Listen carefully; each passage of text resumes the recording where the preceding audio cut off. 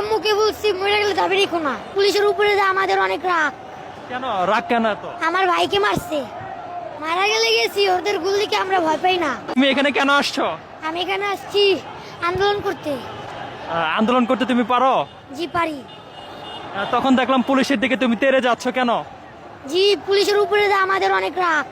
কেন রাগ কেন এত? আমার ভাইকে মারছে। তোমার ভাইকে মারছে? জি। এখন তুমি যদি মারা যাও এখানে আন্দোলনে এসে? মারা গেলে গেছি, ওদের গুলিকে আমরা ভয় পাই না। ওদের গুলি ভয় পাও না? না। তখন তোমার বাবা মাকে কে জবাব দেবে? আমার বাবা মাকে আমি বুঝলাই আসছি যে মরে গেলে আর দাবি রেখো না। তোমার আব্বা আম্মুকে কি বলছো? আমার আব্বু আম্মুকে বলছি মরে গেলে দাবি রেখো না। মরে গেলে দাবি রাখবেন এটা বলছো? তোমার আব্বা আম্মু জানে তুমি এখানে আসছো? জি। বাসা কোথায় তোমার? বাসা ঘাটার চর। হ্যাঁ?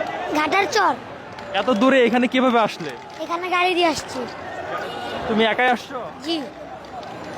এই যে এখানে বড় বড় মানুষ আন্দোলন করছে, গুলি করছে, পুলিশে এর আগে তো খবরে দেখছো না? দেখছি। আমার ভাইও তো গুলি খেয়ে মরছে। ভাই গুলি খায় মরছে। জি। এখন এই যে তুমি এখানে যে আসছো, তোমার আব্বু আম্মু চিন্তা করতেছে না? না, আমার আব্বু আম্মুকে বুঝলেই আসছি। বলে আসছো? জি। এখন এখানে আন্দোলন করতে এসে তোমার যদি কিছু হয়ে যায় হইলে হইছে। তখন তোমার বাবা মাও তো কান্নাকাটি করবে। করলে করছে। আমার ভাইয়ের প্রতিশোধ আমি আগে নিব।